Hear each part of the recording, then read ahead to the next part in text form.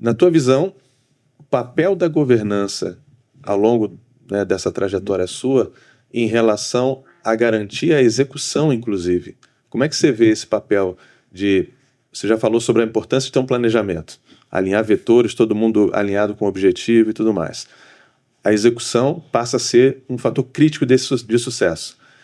E a governança por trás disso, como é que você vê o papel disso e qual foi a experiência de iFood ou Gringo, o que você quiser citar aí de exemplo? A questão é ir colocando mais governança gradativamente na jornada. Esse é o ponto. O que acontece? Imagina um eixo aqui, um gráfico com eixo. O eixo X é a quantidade de pessoas que tem na empresa. Então, quanto mais para a direita, mais pessoas tem. Imagina o eixo Y, a sofisticação dos processos e ferramentas dessa empresa. Então, vamos pegar um exemplo para tangibilizar. Imagina agora que a empresa tem 10 mil pessoas e ainda está tentando controlar o financeiro no Excel. Aí o que acontece? Esse quadrante aqui, inferior direito, ele é o caos. Total. É o caos. O quadrante superior esquerdo, ele é a burocracia. Porque agora eu vou trazer outro exemplo. Imagina você agora com 10 funcionários querendo colocar um SAP para rodar. Então, eu fui nos dois extremos, tá? Uma empresa grande tentando ser controlada no Excel e uma empresa pequena tentando ser controlada pelo SAP para mostrar o caos e a burocracia. Agora, no dia a dia, o que acontece? Você vai tatear o caos e você vai precisar colocar processo e governança. Só que se nessa hora você exagerar a mão, você entra na zona de burocracia. Então, o ponto experimentar o limiar, né? O equilíbrio, né? Que e daí, nesse gráfico, no meio dele tem a chamada zona OK. Que é exatamente esse ponto onde você... É uma linha tênue ali, onde você nem está no caos e nem na burocracia. Então, eu acredito muito nesse modelo. E, de novo, sempre que... teve um caso interessante no iFood, onde a gente estava recebendo reclamação do time, falando, cara, essa empresa virou uma bagunça, virou um caos. O cara entra, não sabe quem é o líder dele, onde está o computador. Daí, eu lembro que teve uma reunião que a gente falou assim, cara, realmente entramos na zona do caos, precisamos rever, vamos ter que melhorar o processo, mas muito cuidado. Porque é nessa hora que você fica over e começa a colocar processo em tudo, ferramenta em tudo e tal, tudo mais, e você se desloca de uma zona para outra. Então é isso que eu penso, assim, governança vai nessa direção, sempre colocando um pouco de governança, conforme você vai aumentando a empresa, daí você nunca vai ter aquele problema de ter que parar tudo para colocar governança, porque você deixou um déficit ali de governança gigantesco para cobrir. Então eu acredito nessa melhoria contínua. E bem aos poucos mesmo.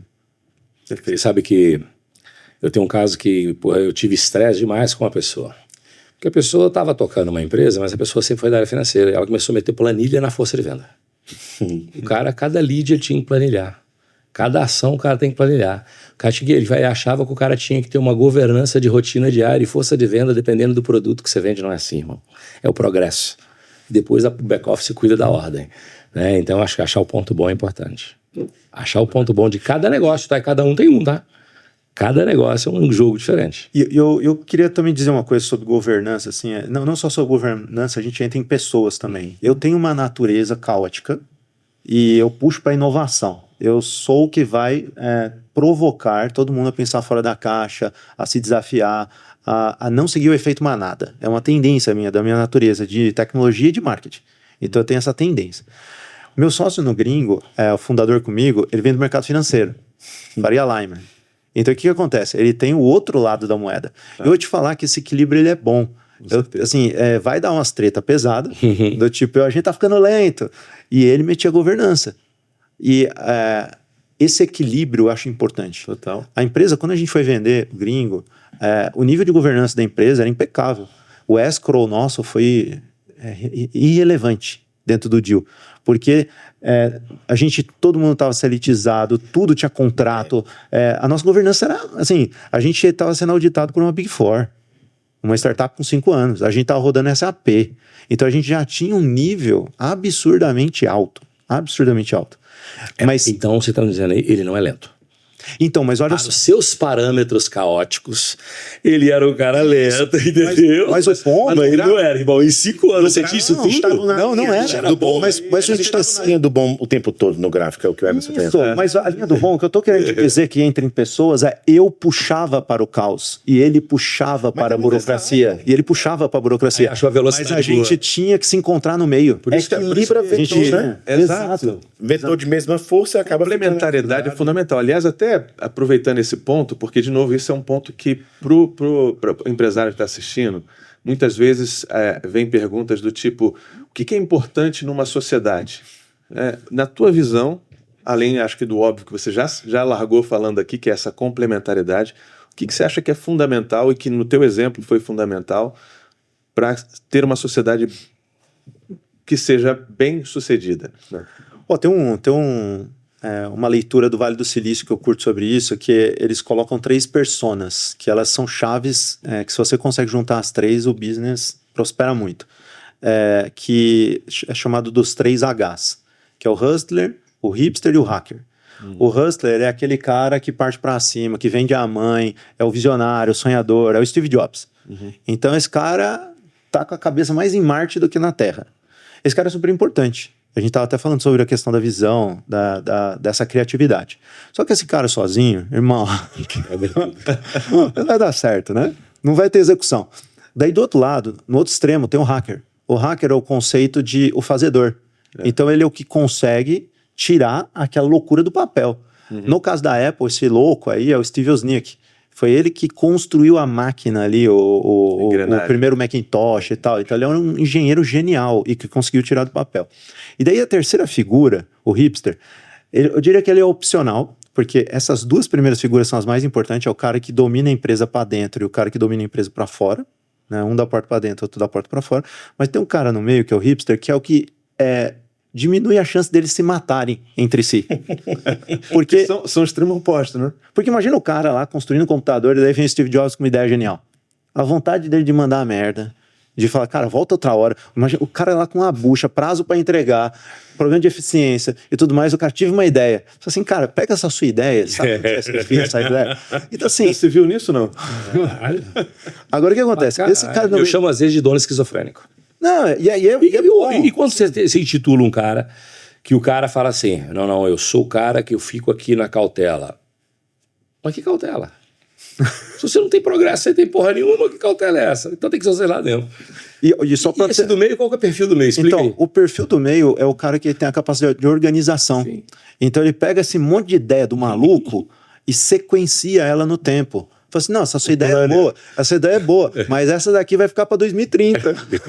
Essa daqui a gente vai fazer esse ano. Gerencia expectativas, né? Isso, e ele blinda o hacker. Legal. Ele blinda, porque o hacker não fique louco. Então assim, E todo mundo quer um hacker, E né? quem que esse cara lá na Apple era o Tim Cook, que hoje é o CEO da empresa. Então ele era esse meio de campo entre o Steve Jobs e o Steve Wozniak.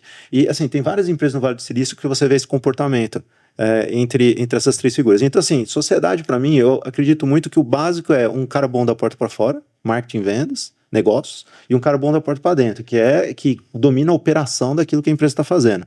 Essas 2 pessoas são críticas. Agora, essa terceira que organiza a bagunça... Depende da temperatura existente entre as 2 pontas. Depende do quão louco são os dois. Vai ter que ter ele, né? Se não, vou dizer. E olha só, até contar por que eu fui fazer marketing. Você estudou marketing? Por quê? Porque eu fiz merda. Quando eu criei minha primeira empresa, eu juntei com mais 3 amigos da computação da Unicamp. Então eram 4 nerds idênticos construindo um negócio de tecnologia. Cara, deu 4 hackers. 4 hackers. E não funcionou, não? Não tinha ninguém para vender, não tinha ninguém para organizar, não tinha ninguém. Mas funcionou? Cara, o que acontece? Eu já tinha um viés empreendedor, porque eu criei minha primeira empresa com 16 anos. Porque tu se intitula nerd, mas tu é bem tem cara desenvolto. Sinceramente, tu é o nerd mais disfarçado que existe. O marketing te mudou um pouco, então. Sim, várias coisas. Porque assim, eu comecei a trabalhar com 10 anos, depois eu abri a primeira empresa com 16, no primeiro ano da internet. Então, assim, eu já tinha uma bagagem, e também na universidade fui presidente da empresa júnior, então eu tive que desenrolar várias coisas. Daí o que acontece? Dentre os nerds, eu era o menos nerd. Só que eu não tinha capacitação. Eu não... Daí por isso eu fui estudar marketing para entender como funcionava business e para ser esse cara da porta para fora. E isso foi importante, porque Legal. a gente estava numa encruzilhada onde a empresa estava travada. Daí eu falei, cara, um de nós tem que entender Que como... idade tu tem? Eu hoje 46. É um baby ainda.